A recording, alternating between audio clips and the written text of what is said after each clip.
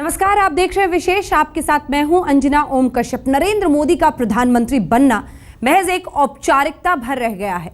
मोदी से पहले भी बहुत से प्रधानमंत्री हुए हैं। खुद बीजेपी से अटल बिहारी वाजपेयी हो चुके हैं, लेकिन नेहरू गांधी परिवार के बाहर अपने दम पर इतनी शक्ति और जनमत के साथ कोई प्रधानमंत्री बना है तो वो मोदी ही है।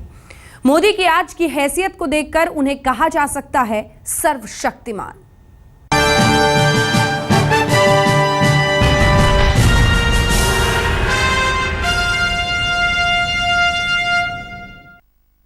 वैसे तो बीजेपी को अपने दम पर बहुमत मिल गया है, लेकिन नरेंद्र मोदी चाहते हैं कि सरकार ही नहीं, एनडीए पर भी उनकी सीधी पकड़ हो, ताकि सरकार और गठबंधन में किसी तरह की कोई अड़चन ना रह जाए। मोदी पूरी ठसक और ताकत के साथ सरकार चलाना चाहते हैं।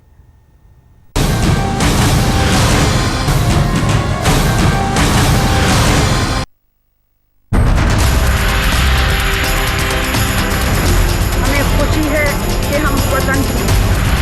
हर पद में भाईचारा सिखाया है।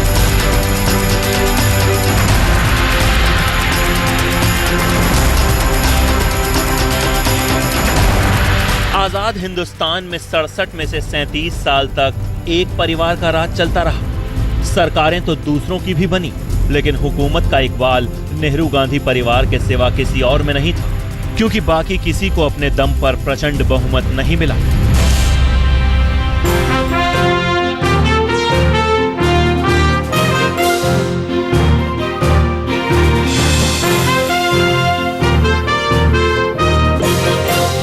लेकिन अब तस्वीर बदल गई।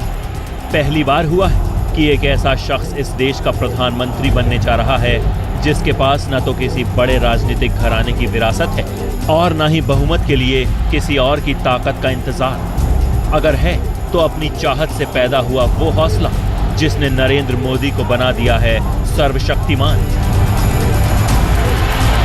पहली बार हुआ ऐसा है कि देश में गठबंधन से सरकारें तो बनती थी, लेकिन पहली बार ऐसा हो रहा है कि गठबंधन से शायद विपक्ष बनाना पड़े। अधिकृत विपक्ष बन ही नहीं पा रहा। इस चुनाव में मोदी ने न दिन का चैन देखा, न रात की नींद देखी। वो दिन रात लगातार चुनाव प्रचार में लगे रहे। अटक से कटक तक, कश्मीर से कन्याकुमारी तक बीजेपी के लिए उम्मीदों के नए दरवाजे खोलते रहे। 16 मई को नतीजा ये आया कि जहां बीजेपी शून्य पे थी, वहां शिखर चूमने लगी। 282 के बहुमत का एहसास पार्टी को पहली बार मिला। मोदी से बीजेपी को ताकत मिली और बीजेपी में मोदी बन गए सर्वशक्तिमान। परिश्रम करने की मेरी जो प्रतिबद्धता है, परिश्रम करने की मेरी जो पराकाष्ठा है, इसमें इस देश में किसी को शक है क्या? किसी को शक है क्या? हम तो मजदूर नंबर 1 है भाई।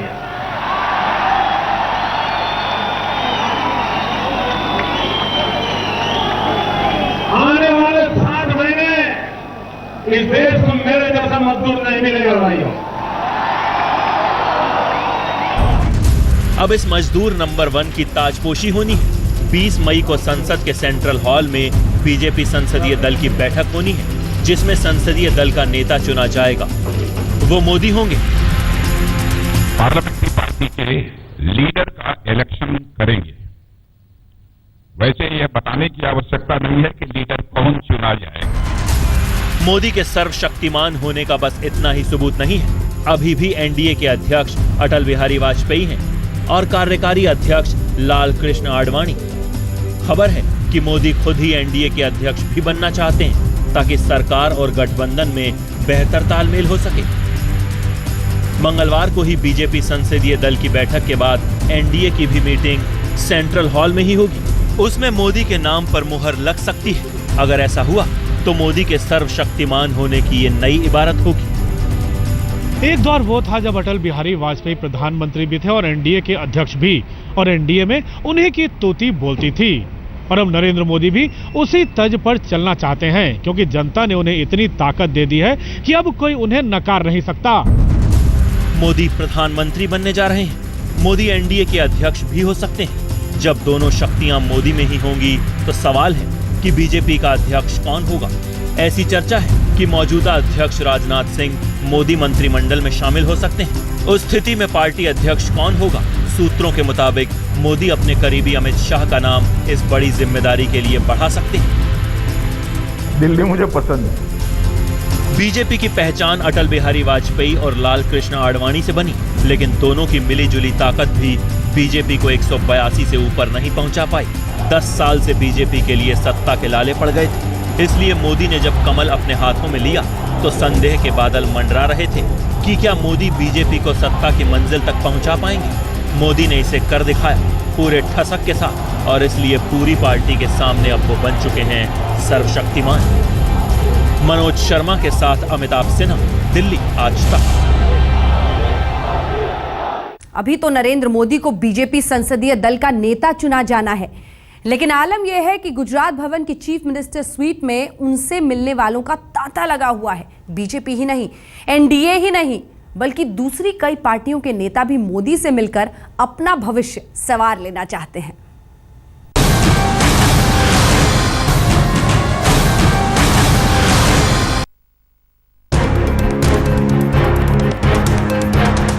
हिंदुस्तान में सत्ता का सबसे बड़ा केंद्र साउथ ब्लॉक स्थित प्रधानमंत्री कार्यालय है या फिर 7 रेसकोर्स रोड, जहां देश के प्रधानमंत्री रहते हैं।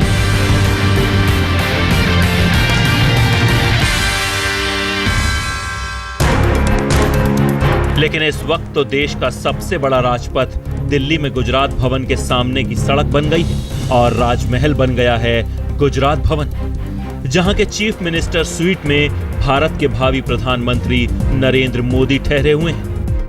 दिल्ली का गुजरात भवन अब सत्ता का नया केंद्र बन गया है, जहां नरेंद्र मोदी 2 दिनों से डेरा डाले हुए हैं और बीजेपी एनडीए नेताओं से मुलाकात कर रहे हैं। आज भी दिन भर मोदी से मिलने नेताओं का तांता लगा रहा। ये तो तय है कि मोदी प्रधानमंत्री बनेंगे, लेकिन इस सर्वशक्तिशाली प्रधानमंत्री के मंत्रिमंडल में कौन होगा और कौन नहीं, इस पर माथापच्ची चल रही है। सोमवार को सुबह से ही गुजरात भवन की अहमियत नई दिल्ली को समझ में आ रही है। हर कोई गुजरात भवन की तरफ भागा जा रहा है। अमित शाह और अरुण जेटली तो सोमवार की सुबह 10:30 बजे गुजरात भवन पहुंचे। मोदी से दोनों की मुलाकात लगभग 2.5 घंटे चली। 1 बजे दोनों नेता गुजरात भवन से बाहर निकले। कल्याण सिंह की गाड़ी दोपहर 12 बजे गुजरात भवन पर आकर ठहरी। कल्याण भी 1 बजे तक गुजरात भवन के भीतर रहे। कल्याण सिंह के पीछे सुषमा स्वराज भी पहुंची। 12:30 बजे सुषमा की गाड़ी गुजरात भवन पहुंची। 1 बजे विनोद खन्ना भी गुजरात भवन पहुंचे। जो मोदी पर मर मिटते हैं वो भी पहुंचे, जिनको मोदी के नाम पर कभी ऐतराज था वो भी, क्योंकि आज सत्ता का सर्वशक्तिमान केंद्र खुद मोदी बन चुके हैं, भारतीय राजनीति की नई शक्तिपीठ। वाकई इतनी बड़ी जीत, जिसने 77 की जीत को भी पार कर दिया, क्योंकि 77 में सब दल इकट्ठे होकर के एक नई पार्टी में विलय किए थे, लेकिन ये जीत शुद्ध भारतीय जनता पार्टी की जीत है। बीजेपी तो मोदी के नाम की माला जप रही है, लेकिन जो एनडीए के हैं उनके लिए भी इस वक्त मोदी के दर्शन से बड़ा पुण्य किसी और काम में नहीं है। रविवार को मोदी से मिलने रामविलास पासवान पहुंचे थे पूरे परिवार के साथ। उन्हें भी पता है कि मोदी का आशीर्वाद मिला तो कैबिनेट में एक बर्थ पक्की हो जाएगी।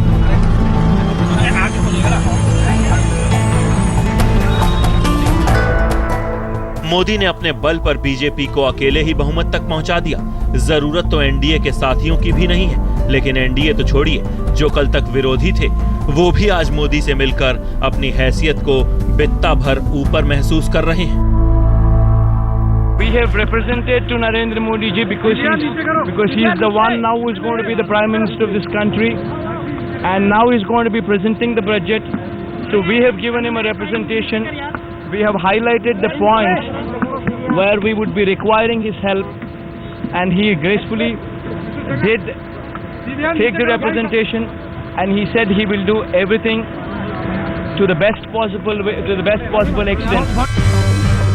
राजनीति की हलचल दिल्ली में है तो उधर अहमदाबाद में भी है, जहां गुजरात के नए मुख्यमंत्री का चुनाव होना है। ये भी साफ है कि नया मुख्यमंत्री वही होगा जिस पे मोदी का वरदहस्त होगा। यानी मोदी भले दिल्ली में रहें, अहमदाबाद भी उनके इशारे का इंतजार करता रहेगा। अमिताभ सिन्हा, दिल्ली, आज तक। जब भी बीजेपी की अगुवाई में कोई सरकार बनी तब ये माना गया कि आरएसएस का सरकार पर दबाव भी रहेगा और दखल भी।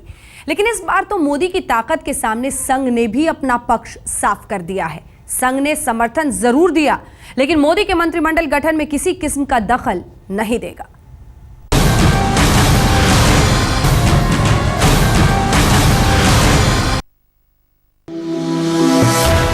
बीजेपी की पीठ पर संघ का हाथ तो रहता ही है, लेकिन कब और कितना ये वक्त और हालात के मुताबिक तय होता है। आज उसी संघ की शाखाओं में पले बड़े नरेंद्र मोदी जब प्रधानमंत्री बनने जा रहे हैं तो सवाल उठता है कि क्या संघ का दखल रहेगा?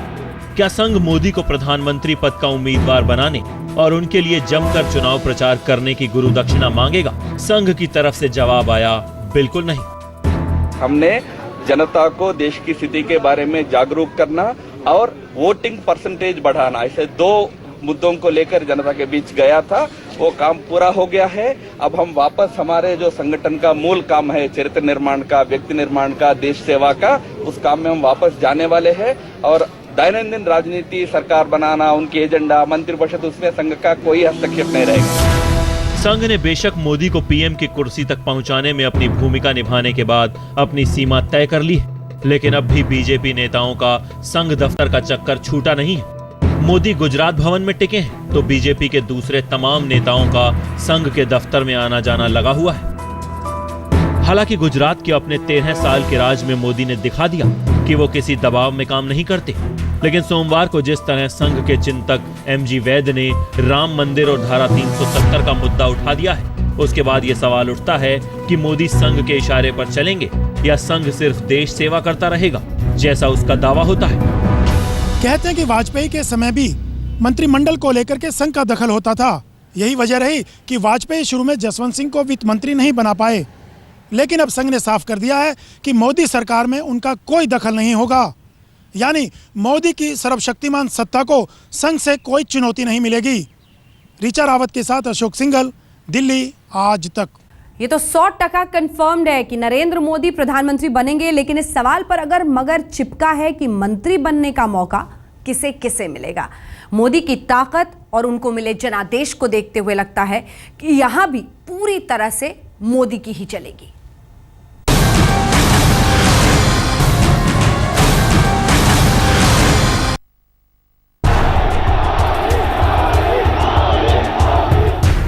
नरेंद्र मोदी प्रधानमंत्री बन जाएंगे पूरे बहुमत के साथ। एनडीए के चेयरमैन भी बनने की संभावना है। अगर राजनाथ सिंह मंत्री बन गए तो पार्टी अध्यक्ष बनवाने में भी मोदी की अहम भूमिका होगी। तो सवाल है कि मोदी के मंत्रिमंडल में मंत्री बनने का मौका किसे किसे मिलेगा।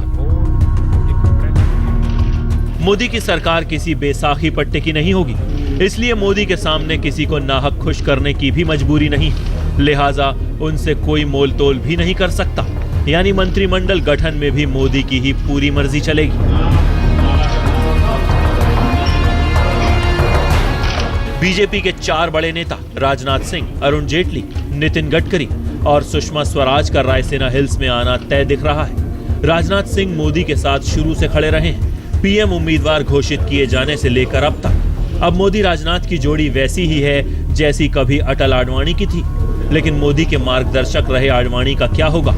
बताया जा रहा है कि आडवाणी लोकसभा स्पीकर बनना चाहते हैं, लेकिन मोदी ने अभी अपने पत्ते नहीं खोले हैं। जाहिर है कि आखिरी आवाज मोदी की ही होगी। अमिताभ सिन्हा के साथ मनोज शर्मा, दिल्ली, आज तक।